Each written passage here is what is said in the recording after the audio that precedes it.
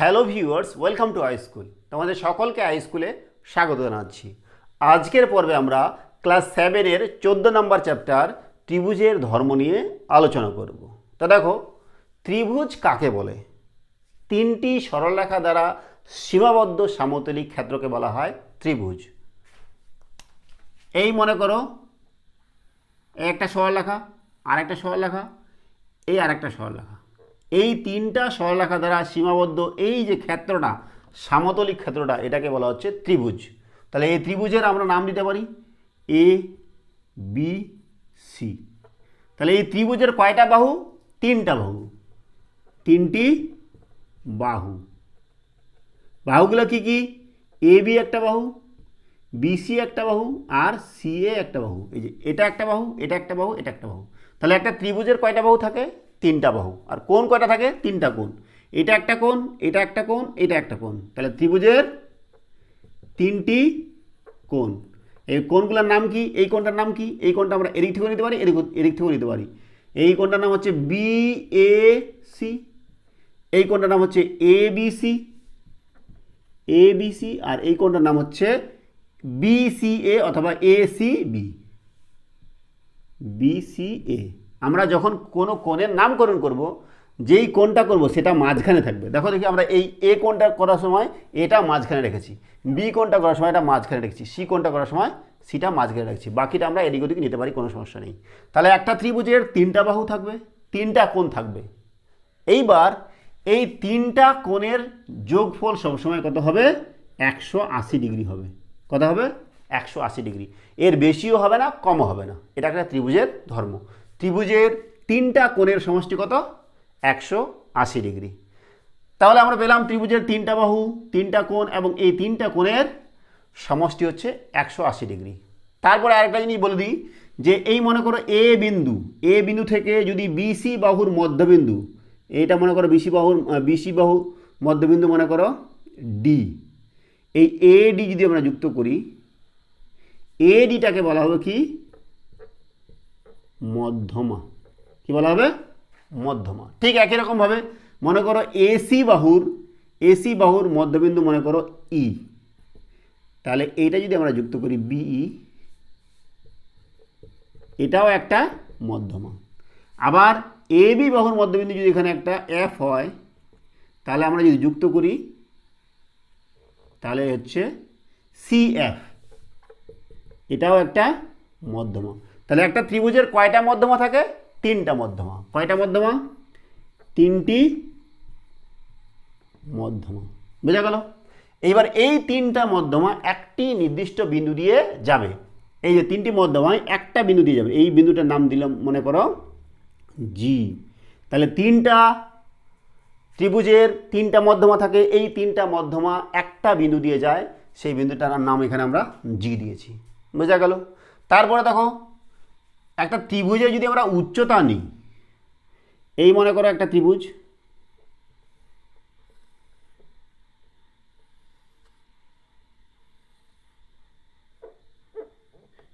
A B C.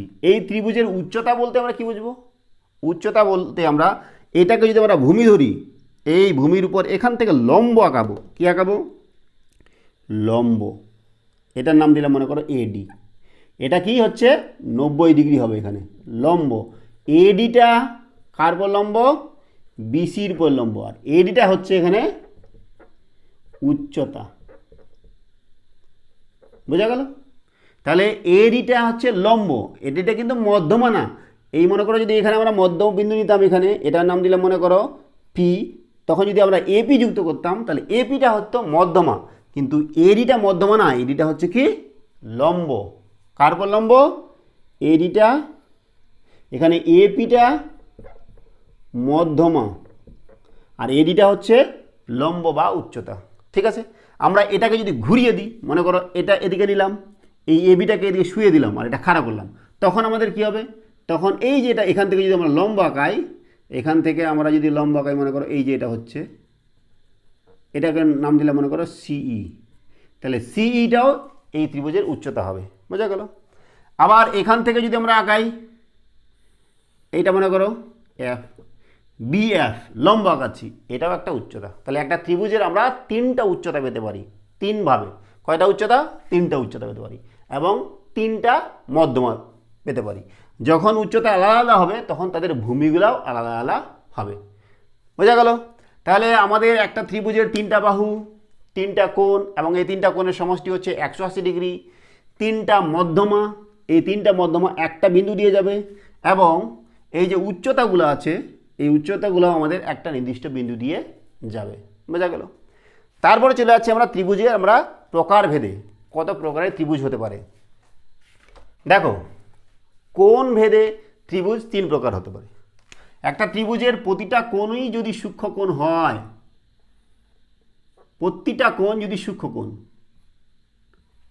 ABC, প্রতিটা কোণ যদি সূক্ষ্মকোণ হয় তখন তাকে বলা হয় সূক্ষ্মকোণী ত্রিভুজ।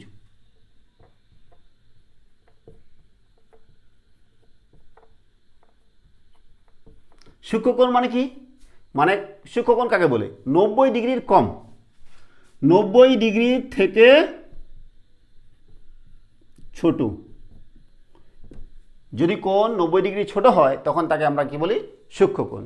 আর যদি 90 ডিগ্রি সমান হয়, 90 ডিগ্রির সমান, তখন তাকে আমরা কি বলি? সমকোণ। তাহলে কোনো ত্রিভুজের একটি কোণ যদি সমকোণ হয় তখন তাকে আমরা কি বলবো? এটা মনে করো ABC, এই কোণটা 90 ডিগ্রি, তাহলে এটা কি বলবো? সমকোণী ত্রিভুজ। বোঝা গেল? তাহলে সূক্ষ্মকোণী ত্রিভুজ, সমকোণী ত্রিভুজ, আর একটা হচ্ছে স্থূলকোণী ত্রিভুজ।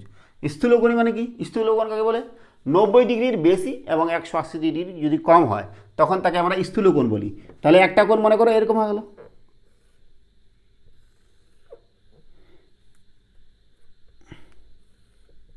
ABC, এই কোণটা 90 ডিগ্রির বেশি, মনে করো 110 ডিগ্রি।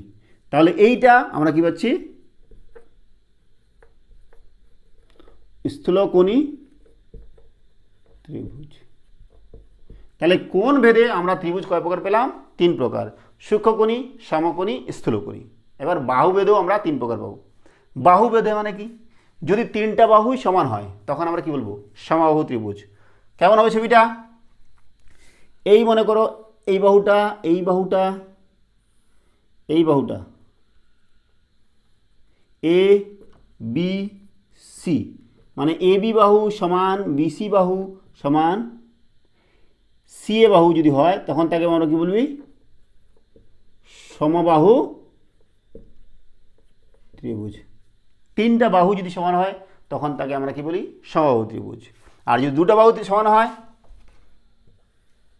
মনে করো এই দুটো বাহু সমান হলো আর এটা ছোট বা বড় হতে পারে, ABC, AB সমান সমান AC, তাই তখন আমরা কি বলবো? সমদ্বিবাহু ত্রিভুজ। বোঝা গেল? তিনটা বাহু সমান হলে সমবাহু ত্রিভুজ, দুটি বাহু সমান হলে সমদ্বিবাহু ত্রিভুজ, আর একটি বাহু যদি সমান না হয়, প্রতিটাই যদি আলাদা আলাদা হয়, মনে করো এইটা হচ্ছে এতটুকু, এটা এতটা, এই তিন রকম ABC, এটাকে বলা হয় বিষমবাহু ত্রিভুজ। তিনটা বাহু যদি সমান না হয়, প্রতিটা আলাদা আলাদা হয়, তখন তাকে বলা হচ্ছে বিষমবাহু ত্রিভুজ। তাহলে ত্রিভুজ আমরা কোণ ভেদে তিন প্রকার এবং বাহু ভেদেও তিন প্রকার, মোট 6 প্রকার পেলাম। সূক্ষ্মকোণী, সমকোণী, স্থূলকোণী, আর সমবাহু ত্রিভুজ, সমদ্বিবাহু ত্রিভুজ এবং বিষমবাহু ত্রিভুজ। বোঝা গেল? আর মধ্যমতা আমরা জানলাম এবং উচ্চতাও জানলাম। আর কি আছে এখানে? আর তেমন কিছু নেই। এইবার চলে যাচ্ছি আমরা কোষে দেখি 14 এর অঙ্কে কি দেওয়া আছে। দেখো, কোষে দেখি 14 এর 1 নাম্বার কি বলেছে? যে একটি ত্রিভুজের কতগুলি মধ্যমা পাবো লিখি। আমরা একটু আগে করলাম, একটি ত্রিভুজের কয়টি মধ্যমা? একটি ত্রিভুজের 3টি মধ্যমা। ঠিক আছে? তারপর দেখো 2 নাম্বার, একটি ত্রিভুজের মধ্যমাগুলি কয়টি বিন্দুতে ছেদ করে লিখি। একটি ত্রিভুজের মধ্যমাগুলি আমরা একটু আগে করলাম, এই একটা ত্রিভুজ, এর মধ্যমাগুলি কয়টি বিন্দুতে ছেদ করে? একটি বিন্দুতে ছেদ করে। আমরা করলাম একটু আগে, এই একটি বিন্দুতে ছেদ করে। তাহলে 2 নম্বরটা কী হবে, একটি বিন্দুতে ছেদ করে। বোঝা গেল? তারপর দেখো 3 নম্বর, একটি ত্রিভুজের কতগুলি উচ্চতা পাবো লিখি। 3টা উচ্চতা পাবো যখন ভূমিগুলো আলাদা আলাদা নিব। তাহলে আমরা একটু আগে করলাম যে 3টি উচ্চতা পাবো, ঠিক আছে।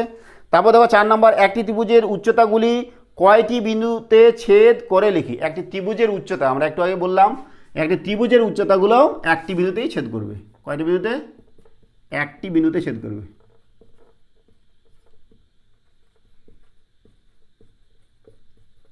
বোঝা গেল? তারপর দেখো 5 নাম্বার, কোনো ত্রিভুজের প্রতিটি উচ্চতা ও মধ্যমা একই তা লিখি। কি বলছে? কোন ত্রিভুজের প্রতিটি উচ্চতা এবং মধ্যমা একই তা লিখি। দেখো একটা ত্রিভুজ যদি হয় সমবাহু ত্রিভুজ, সমবাহু ত্রিভুজ যদি হয় তাহলে এর মধ্যমা এটা হবে, আর এর মধ্যমা এটা হবে, এর মধ্যমা এটা হবে, এ বি সি। যদি সমবাহু ত্রিভুজ হয় যেটা মধ্যমা হবে সেটাই উচ্চতা হবে, এটাই আবার লম্ব হবে। তাহলে সমবাহু ত্রিভুজের ক্ষেত্রে এটা হবে। বুঝা গেল? তাহলে 1-এরগুলো আমরা হয়ে গেল। আমাদের চলে যাচ্ছে কি 2 নম্বর। কি বলছে? কোন ভেদে ও বাহুভেদে ত্রিভুজ আঁকি ও তাদের মধ্যমা এঁকে দেখি ত্রিভুজের মধ্যমা সর্বদা ত্রিভুজের ভিতরে থাকে কিনা স্কেল ও পেন্সিল কম্পাসের সাহায্য নিই। আমরা একটু আগে আমরা বিভিন্ন রকম ত্রিভুজ আঁকলাম কোন ভেদে এবং বাহুভেদে। তাদের মধ্যমাগুলো আমাদের চেক করতে বলেছে কি যে তার ত্রিভুজটার ভিতরে থাকছে না বাইরে থাকছে। এটা আমাদের তোমরা খাতা কলমে পেন্সিল কম্পাস দিয়ে করবে, আমরা এখানে বোর্ডে করছি, ঠিক আছে। প্রথমে কোন ভেদে আমি কি করব? সূক্ষ্মকোণী ত্রিভুজ, তাই না? সূক্ষ্মকোণী ত্রিভুজের ক্ষেত্রে নিচ্ছি। সূক্ষ্মকোণী ত্রিভুজ মানে প্রতিটা কোণই সূক্ষ্মকোণ হবে,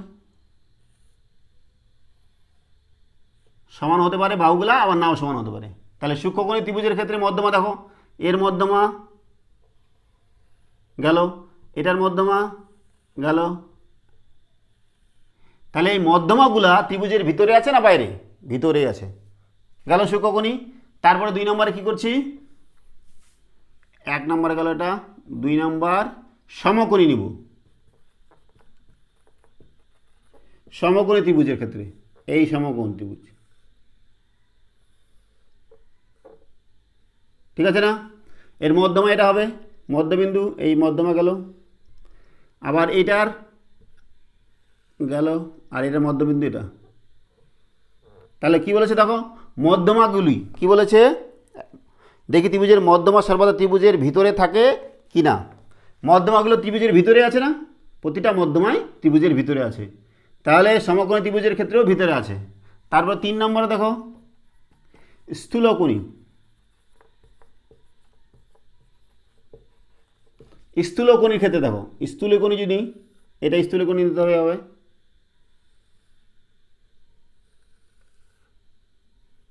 তাহলে এর মধ্যমা এটা, আর এখানে এর মধ্যমা, আর এর মধ্যমা, ব্যাস। এক্ষেত্রেও দেখো ত্রিভুজের ভিতরে আছে। তাহলে সূক্ষ্মকোণী, সমকোণী, স্থূলকোণী 3 ক্ষেত্রেই ভিতরে আছে। এরপরে আমাদের বাহুভেদে নিতে বলেছে, তাহলে সমবাহু ত্রিভুজ নিই।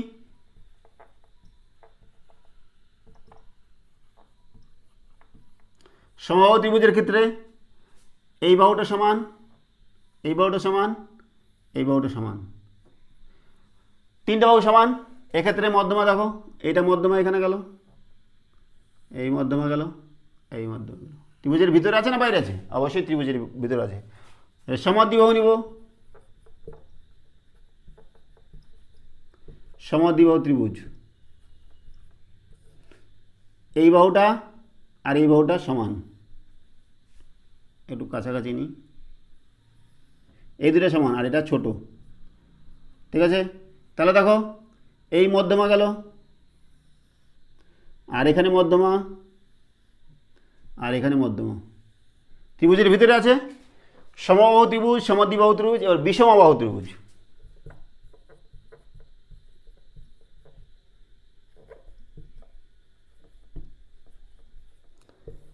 বিষমবাহু মানে কি, বাহুগুলো প্রতিটাই আলাদা আলাদা। এই হচ্ছে এটা নিলাম, তারপরে এটা নিচ্ছি, এটা গেল। তাহলে এর মধ্যমা দেখো এখানে মধ্যমা, এর মধ্যমা আর এর মধ্যমা। তাহলে দেখো প্রতি ক্ষেত্রেই মধ্যমাগুলো ত্রিভুজের ভিতরে থাকছে, প্রতি ক্ষেত্রে মধ্যমাগুলি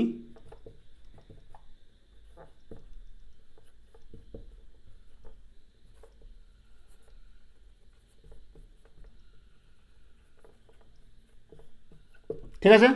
তাহলে 2-এর আমাদের এটা হয়ে গেল। এবার দেখো 3 নম্বরে যাচ্ছি। 3 নম্বরটা কি বলেছে, যে নিচের প্রতিটি ত্রিভুজের উচ্চতা মাপি স্কেল ও পেন্সিলের কম্পাসের সাহায্যে, আমাদের এই ত্রিভুজগুলো দেওয়া আছে, এই ত্রিভুজগুলোর আমাদের উচ্চতা মাপতে বলেছে।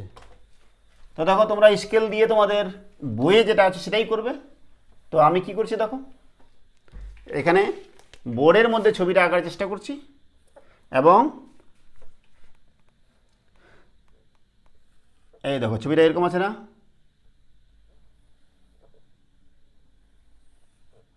A B C.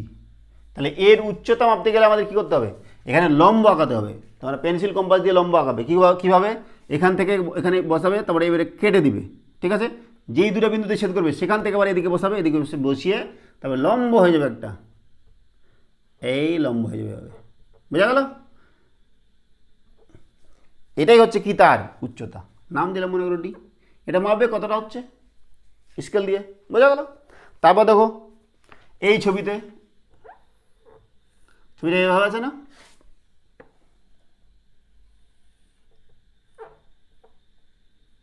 কি নাম, ডিইএফ। তাহলে দেখো তো এটা সমকোণী ত্রিভুজ না, তার মানে এটা লম্ব অলরেডি আছে, এটা লম্ব আকারে আছে। তাহলে এইটাই হচ্ছে তার উচ্চতা, ডিইটাই তার উচ্চতা। এটা স্কেল দিয়ে তোমরা মেপে দেবে কতটা হচ্ছে। তারপরে দেখো, তারপরে ছবিটা আছে এরকম, এটা হচ্ছে স্থূলকোণী ত্রিভুজ, এরকম আছে না, পি কিউ ই। তাহলে এইটার উচ্চতা মাপার জন্য আমাদের কী করতে হবে, এই সরলরেখাটাকে বর্ধিত করতে হবে। এখানে স্কেল দিয়ে তোমার এখানে বাড়ানোর পরে এখানে লম্ব আঁকাতে হবে। লম্বটা কীভাবে আঁকাতে হবে একটু ভালো করে বলেছি দেখো। এখানে তোমরা রুল কম্পাস বসাবে, রুল কম্পাস এখানে বসালে কাটা কম্পাস এটা, আর এদিকে পেন্সিল থাকলো, তারপরে এইভাবে কেটে দেবে, এরকম করে কেটে দেবে, ঠিক আছে। কাটার পরে এখানে বিন্দু আছে, এখান থেকে মাপবে, এদিকে কাটবে, আর এখান থেকে এভাবে কাটবে, কেটে এরকম করে যোগ করে দেবে। তাহলে যেটা হবে এটার নাম দিয়ে মনে করো ডি, দিতে পারো ডি, বা অন্য কিছু যা খুশি দেবে। এটাই হচ্ছে তার লম্ব, আর এটাই হচ্ছে উচ্চতা। পি ডি এর মান যেটা হবে সেটাই হবে উচ্চতা। তোমরা স্কেল দিয়ে মেপে নেবে, বোঝা গেল। এই হচ্ছে আমাদের 3 নম্বর। তারপর দেখো 4 নম্বর। 4 নম্বর কী বলেছে, কোণ ভেদে ত্রিভুজ আঁকি। ত্রিভুজের প্রতিটি উচ্চতা সর্বদাই ত্রিভুজের ভিতরে থাকবে কিনা দেখি। ওই আগের মতোই করতে হবে, এটা উচ্চতা করতে হবে। 4 নম্বর কোণ ভেদে ত্রিভুজ আঁকাতে বলেছে। তাহলে প্রথমে সূক্ষ্মকোণী আঁকাচ্ছি,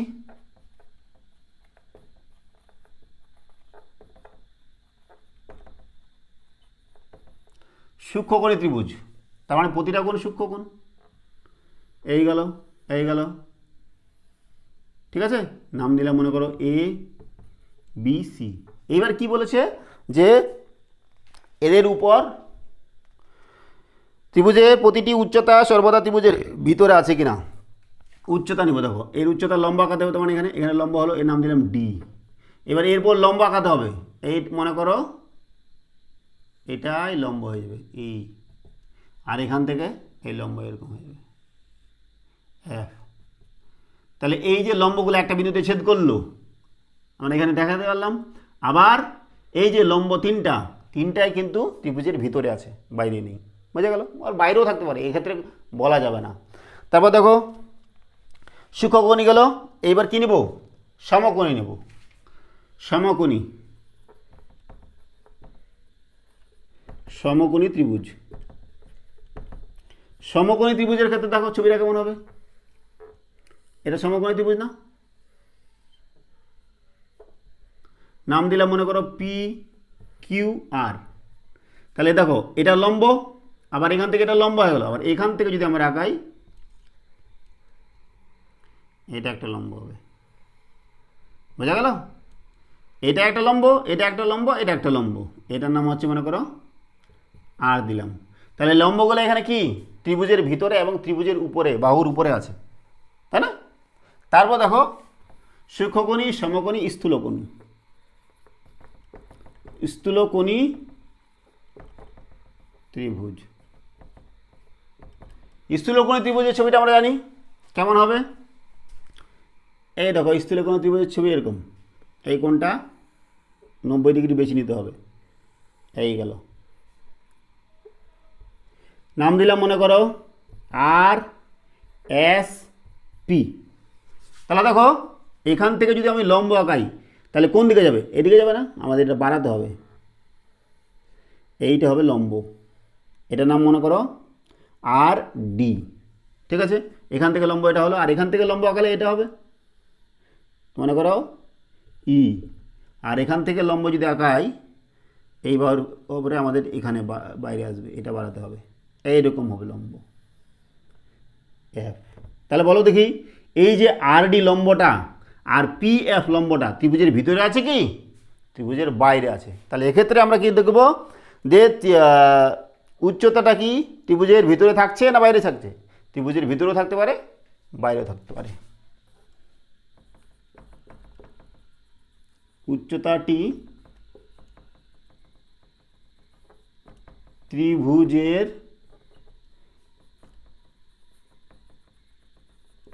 ভিতরে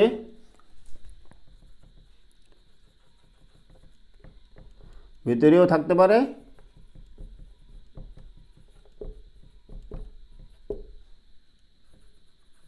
আবার বাইরেও থাকতে